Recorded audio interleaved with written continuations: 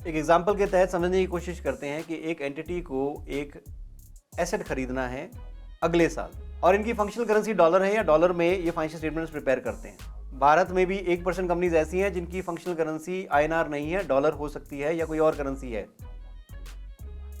ऐसा संभव है कि आप किसी देश में रहते हैं जहां पे लोकल करेंसी INR चल रही है पर फिर भी आप फाइनेंशियल स्टेटमेंट डॉलर में प्रिपेयर कर रहे हैं, क्योंकि आपकी फंक्शनल करेंसी असेसमेंट कहती है कि आपको फाइनेंशियल स्टेटमेंट्स डॉलर में प्रिपेयर करनी चाहिए।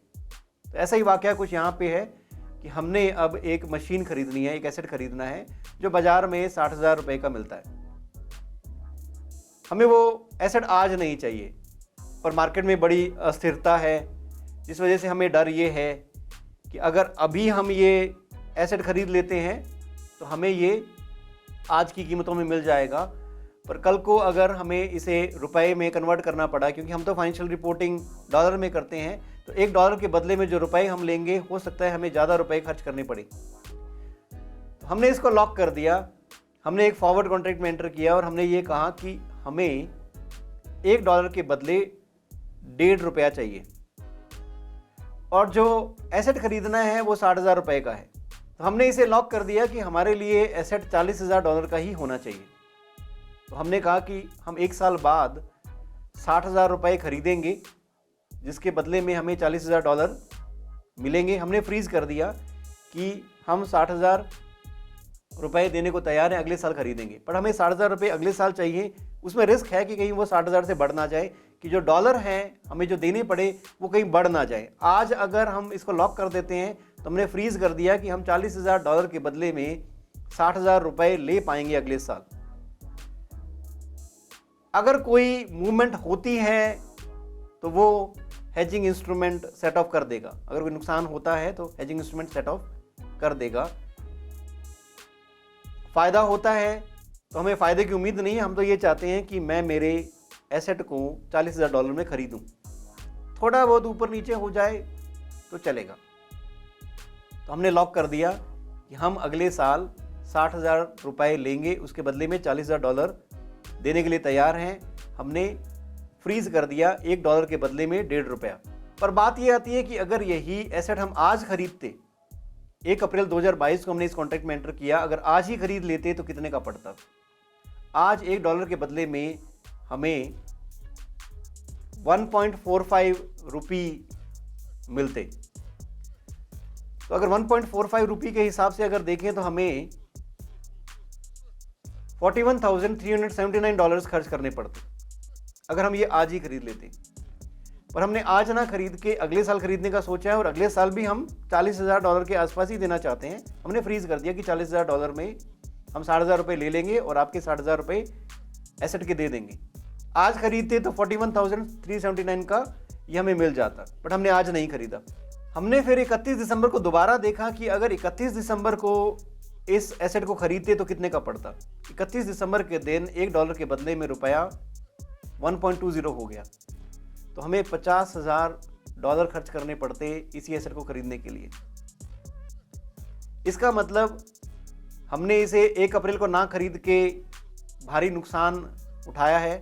हमने इसे डिले किया और रिपोर्टिंग डेट के दिन यही एसेट अब हमें $50,000 का मिलेगा।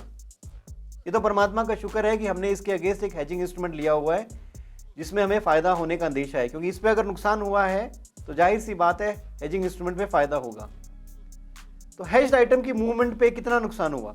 अगर इसी दिन खरीद लेते तो 41,379 का पड़ता, पर हमने नहीं खरीदा। रिपोर्टिंग डेट के दिन अगर खरीदने चाहें तो यही हमें $50,000 का पड़ेगा। तो 8,621 का नुकसान हो गया है हेज्ड आइटम की मूवमेंट पे। तो हमारी क्या उम्मीद है कि हेजिंग इंस्ट्रूमेंट हमें 8,621 तक का गेन तो दे ही देगा। अब हम हेजिंग इंस्ट्रूमेंट को देखते हैं। जब हमने एंटर किया था तो हेजिंग इंस्ट्रूमेंट ने हमें बताया था कि आपका जो हेजिंग इंस्ट्रूमेंट है आपसे $40,000 की उम्मीद करेगा 60,000 रुपये लेने के लिए। तो जिस दिन एंटर हुए थे 1 अप्रैल को, उस दिन इसका 40,000 का वैल्यू था। अब रिपोर्टिंग डेट के दिन दोबारा इसको रीमेजर करने की कोशिश की तो उस दिन पता लगा कि फ्यूचर का जो रेट है रिपोर्टिंग डेट के दिन वो है $1 के बदले में 1.24। अगर हम इस हेजिंग इंस्ट्रूमेंट ना एंटर करते 1 अप्रैल 2022 को, तो 31 दिसंबर को हमें कितने डॉलर देने पड़ते यही हेजिंग इंस्ट्रूमेंट के कॉन्ट्रैक्ट में एंटर करने के लिए। उस दिन रेट हो गया है 1.24। इसका मतलब ये है कि हमें $48,387 देने पड़ते। तो जाहिर सी बात है कि हमने 1 अप्रैल को एक कॉन्ट्रैक्ट में एंटर कर लिया जिसमें तय हो गया कि हमें सिर्फ $40,000 देने हैं। अगर हम ये डिले कर देते तो हमें $48,387 देने पड़ते। इसका मतलब हेजिंग इंस्ट्रूमेंट पे हमें फ़ायदा हो गया है पहले एंटर करने की वजह से। हमें कितने का फ़ायदा हुआ? 8,387 का हमें हेजिंग इंस्ट्रूमेंट पे फ़ायदा हो गया है। हेज्ड आइटम पे नुकसान है कि अगर हम उसी दिन खरीद लेते रिपोर्टिंग डेट तक, इसकी कीमत में इजाफा हो गया और हमें नुकसान जो हो रहा है वो है 8,621 और हेजिंग इंस्ट्रूमेंट जो फ़ायदा दे रहा है वो है 8,387। तो कैश फ्लो हेज में बोलते हैं कि up to the value of movement in hedged item. Movement in hedged item है 8,621। 8,621 तक का मूवमेंट हेजिंग इंस्ट्रूमेंट का इफेक्टिव पोर्शन माना जाएगा और इसके बियॉन्ड अगर हेजिंग इंस्ट्रूमेंट पे कोई मूवमेंट होता है उसे इनइफेक्टिव मानते हैं। तो अभी तक जो मूवमेंट हुआ है हेजिंग इंस्ट्रूमेंट पे वो हुआ है 8,387 का, जो कि 8,621 से कम है। इसका मतलब सारा का सारा पोर्शन हम कह सकते हैं इफेक्टिव पोर्शन है। हम फाइनेंशियल एसेट रिकॉग्नाइज करेंगे 8,387 का और क्रेडिट करेंगे अदर कॉम्प्रिहेंसिव इनकम 8,387 से। सारा का सारा पोर्शन इफेक्टिव है और हम इसे OCI में ही दिखाएंगे।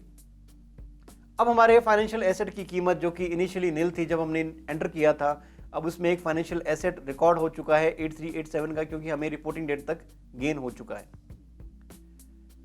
अब हम उस समय में पहुंचे जहां पे हमने ये एसेट खरीदना है। अब खरीदने के लिए हमें 60,000 चाहिए।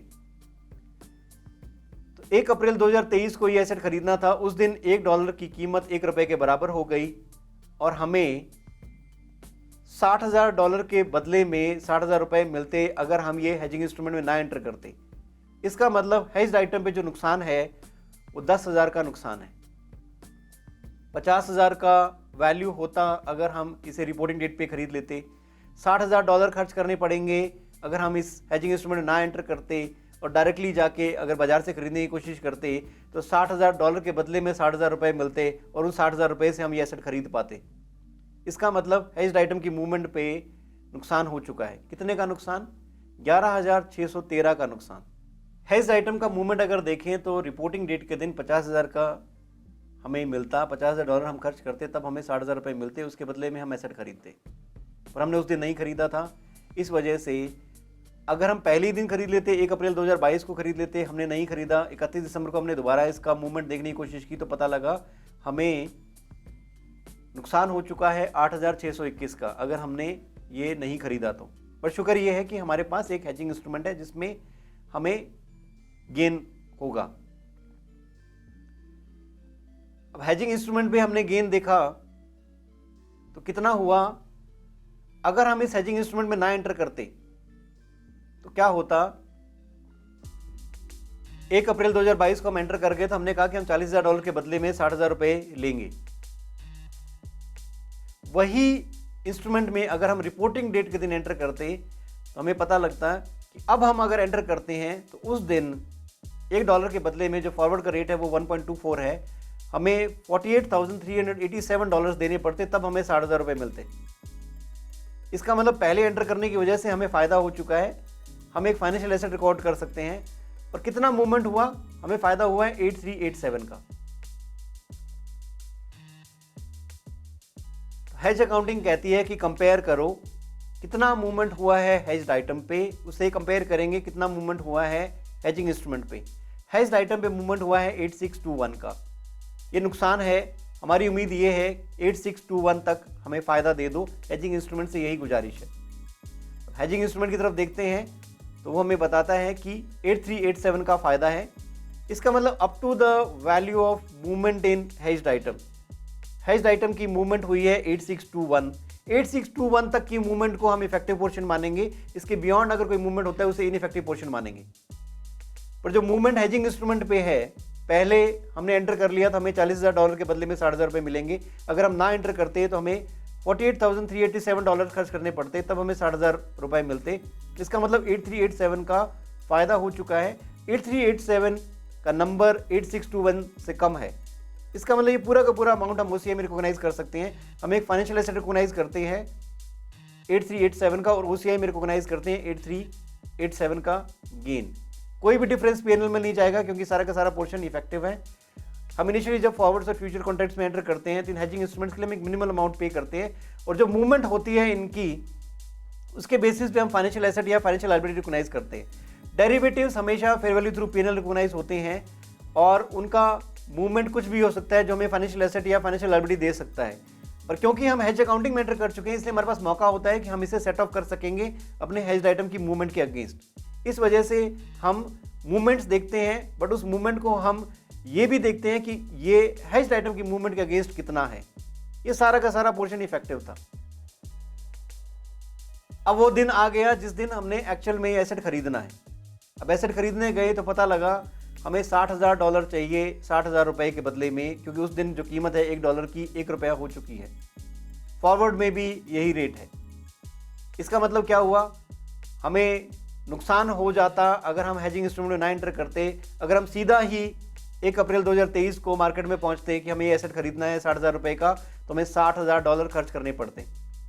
तो रिपोर्टिंग डेट के मुकाबले की 31 दिसंबर से लेके अब तक कितना नुकसान और हो गया, तो हमें पता लगा कि 10,000 का नुकसान और हो गया। अब तक हमें टोटल 18,621 का नुकसान हो जाता अगर हम हेजिंग इंस्ट्रूमेंट में ना एंटर करते। हमें जो कीमत मिल रही थी और जो कीमत अब देनी पड़ती अगर हम हेजिंग इंस्ट्रूमेंट ना एंटर करते तो टोटल 18,621 का नुकसान हो जाता। पर परमात्मा का शुक्र है कि हमने हेजिंग इंस्ट्रूमेंट में एंटर किया हुआ था। हमने एक फॉरवर्ड कॉन्ट्रैक्ट लिया हुआ था जिसके बदले में हमें $40,000 के बदले में $60,000 रुपए मिलने वाले हैं। ये तय है, हमने पहले एंटर कर लिया, इस वजह से हमें फायदा भी हुआ। वो फायदा हम रिकॉर्ड भी कर चुके हैं, 8387 का फाइनेंशियल एसेट रिकॉर्ड कर चुके हैं। 1 अप्रैल 2023 को दोबारा इसकी मूवमेंट देखी फॉरवर्ड कॉन्ट्रैक्ट की तो पता लगा $1 के बदले में ₹1 है। तो अब ये कॉन्ट्रैक्ट की वैल्यू $60,000 हो चुकी है। इसका मतलब रिपोर्टिंग डेट पे जो हमने फाइनेंशियल एसेट की वैल्यू देखी थी, जो कॉन्ट्रैक्ट की वैल्यू देखी थी, वो थी 48,387 और अब है 60,000।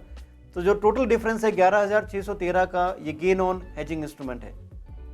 अब 11,613 के गेन को हमने डिवाइड करना है कि कितना पोर्शन इफेक्टिव है, कितना पोर्शन इनइफेक्टिव है, up to the value of movement in hedged item.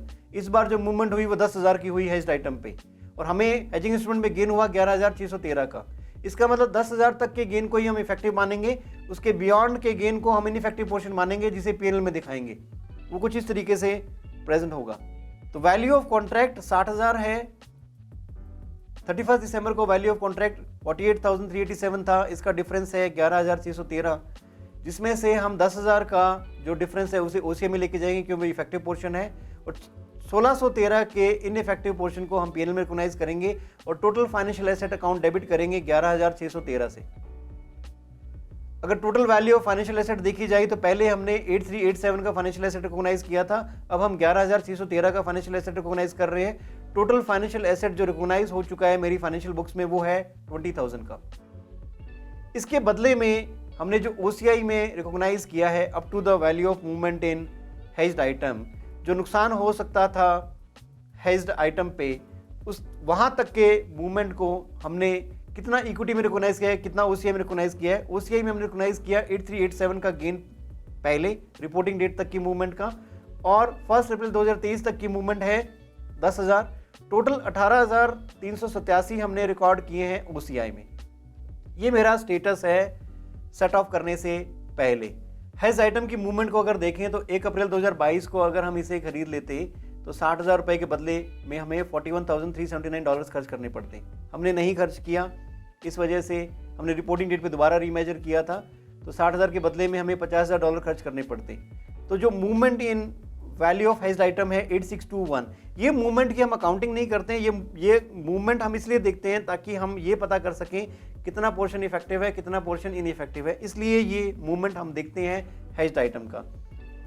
जिस दिन हमने एसेट खरीदा उस दिन $60,000 के बदले में हमें 60,000 रुपए मिले और हम एसेट खरीद पाए, तो उस दिन हमें नुकसान हो जाता 10,000 का। अगर हम डायरेक्टली ये खरीदने की कोशिश करते तो हम हेज्ड आइटम की मूवमेंट को भी प्रेजेंट करेंगे ये जानने के लिए कि कितना मूवमेंट इफेक्टिव है, कितना मूवमेंट इनइफेक्टिव है। इस इंफॉर्मेशन का जो आपके सामने मैं दिखा रहा हूँ ये इन्फॉर्मेशन हमें चाहिए मूवमेंट जानने के लिए। इस मूवमेंट का हम इस्तेमाल करते हैं अकाउंटिंग करने के लिए कि कितना पोर्शन इफेक्टिव है, कितना पोर्शन इनइफेक्टिव है। पहले मूवमेंट हमने जानी कि 8621 का मूवमेंट है हेज्ड आइटम में, जिस वजह से हमें पता लगा कि 8387 का हमें गेन हुआ है इंस्ट्रूमेंट पे, तो पूरा का पूरा गेन हम OCI में दिखा सकते हैं। दोबारा हमने मूवमेंट देखी तो हेज्ड आइटम में मूवमेंट हुई 10,000 के लॉस की। इंस्ट्रूमेंट पे मूवमेंट देखा तो वो था 11,613 का मूवमेंट। तो हमने कहा कि जितना मूवमेंट हेज्ड आइटम पे हुआ है उतना मूवमेंट का पोर्शन ही इफेक्टिव है, उसके बियॉन्ड का पोर्शन इनइफेक्टिव है, वो PNL में लेके जाएंगे। इस वजह से हम अकाउंटिंग कर पाए और मेरा फाइनेंशियल एसेट रिकॉर्ड हुआ 20,000 का, और जो OCI में पोर्शन गया वो रिकॉर्ड हुआ 18,387 का। अब हम एसेट खरीदते हैं तो हमारे पास एसेट आ गया है $60,000 का, उसके बदले में हमें $60,000 ही देने पड़े।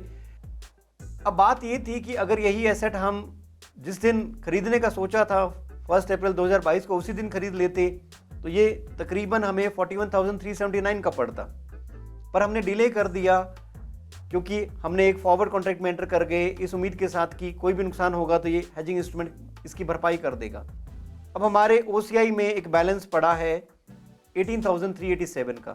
तो जब आप बढ़ी हुई कीमत पे एसेट को खरीद लेते हैं तो आपकी बुक्स में $60,000 का दिखाई देता। अब इस एसेट की कीमत को कम कैसे करें, क्योंकि अगर हम उसे उसी दिन खरीद लेते तो ये $40,000 की कीमत के आसपास का होता। इसलिए जो भी OCI का जो बैलेंस है 18,387, ये हम एडजस्ट करेंगे एसेट की कीमत में। The cumulative gain recognised in OCI is removed and included in initial cost of asset. कि जो भी क्यूमुलेटिव गेन है जो रिकॉग्नाइज हुआ है OCI में वो रिमूव होगा इक्विटी पोर्शन से, OCI से रिमूव होके ये एसेट की इनिशियल कॉस्ट में एडजस्ट होगा। अब एसेट की इनिशियल कॉस्ट है $60,000, अब OCI का बैलेंस है 18,387। इस OCI के बैलेंस को डेबिट करेंगे और एसेट की कीमत को भी इस कीमत से कम कर देंगे, जिसकी वजह से मेरे एसेट की कीमत हो जाएगी 41,613।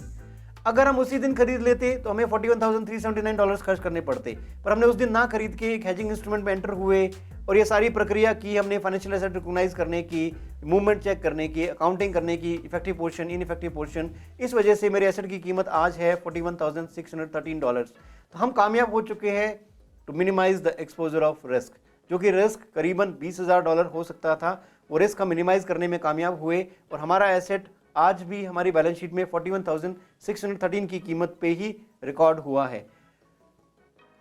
उम्मीद तो थी कि $40,000 खर्च करने पड़ेंगे, बट फिर भी हमें एसेट ये 41,613 का पड़ा, पर इसमें भी हमें फ़ायदा हुआ क्योंकि ये जो 1613 का जो गेन है हम PNL में ऑलरेडी रिकॉग्नाइज कर चुके हैं ineffective portion of cash flow hedge.